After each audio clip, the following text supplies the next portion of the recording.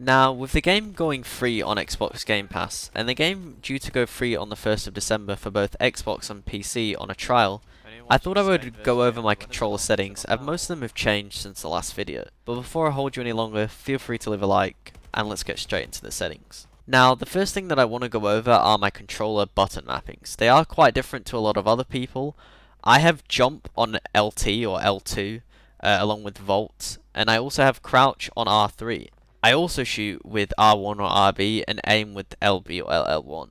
This is something I'm used to. These are all personal preference, and I would, experiment with these as much as you can. Now for the global part, I would leave these all default except for controller vibration. Turn this off, as it being on is quite distracting and can lead your aim to be a little bit worse. Now for on foot, I use the same sense as Battlefield 5, or you could use the same sense as Battlefield 1. For me, that is 80. Field of view, I use the maximum. This is something that personally I would play around with. I like maximum. You may like 89 is a good second one, or 94.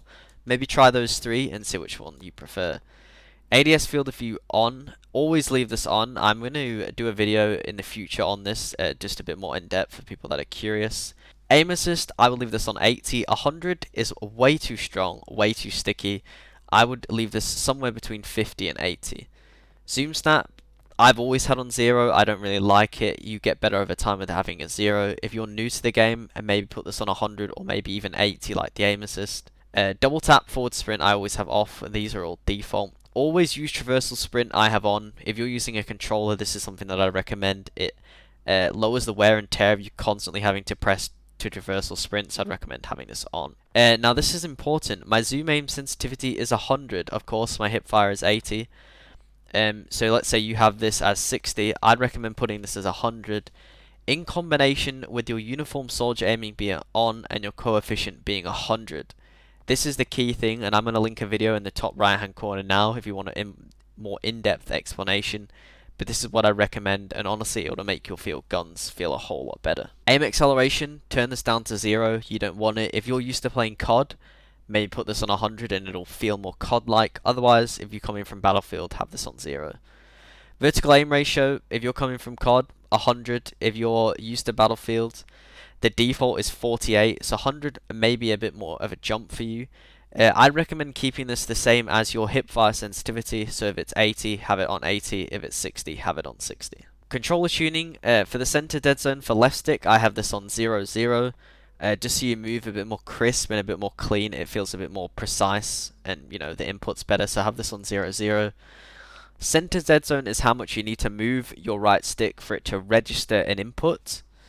So you want this as low as possible before you get stick drift. Mine is 3. Yours may be 5, it may be 10. I just keep playing this and get it as low as possible, to where your stick will move on its own without you touching it, and then put it a couple up. Axial dead zone, I have this on 0. It cancels out your diagonal movement, so if you push up and to the right and it's on like 15, it'll only register like bits of right or bits of left. If you have it on 0, it registers the whole diagonal push. If this is a little bit hard, I recommend putting this on 10. If not, 0 is a good point. The max input thresholds, leave these on 100. And then the LT, RT trigger dead zones, I have these on 0. If you want to press your triggers basically straight away, unless you have trigger stops, and then the max input thresholds on 100. Now for display, if any of you are on PC, I have all low, just to get that out of the way, with NVIDIA Reflex Low Latency Enable plus Boost. DLSS, turn this off. It makes the game worse, at least for me. You can try it. VSync off, and then these two like this. I find this the best. There probably are better setups out there. Now for HUD general, the key one in this is turn off the control hints, reactive hints, unless you generally need these. Turn these off, they clutter your screen. HUD motion, I turn this off. It stops your HUD like moving and shaking everywhere, which I don't like. So I turn this off. This is another important one. Camera shaker mount, turn this all the way down. You don't want your camera shaking everywhere when explosions, it distracts you, so leave this on 20. You can change the colorblind stuff if you're colorblind, or if you want to set a whole custom thing, which you can do. You can set custom colors for everything. And then HUD scaling, I have this set up. If you want to copy it, let me know. Otherwise, it's personal preference. For the crosshairs, I have this on thin, just so it takes up the smallest amount of space. As you can see here on the right, when you change it, thicker may help you if you struggle seeing things, if you're on a TV and sit far away. Otherwise, I find thin being the best.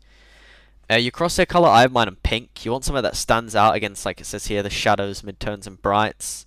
If you have something like green, you might struggle to see it in the brights, so pink generally helps for me.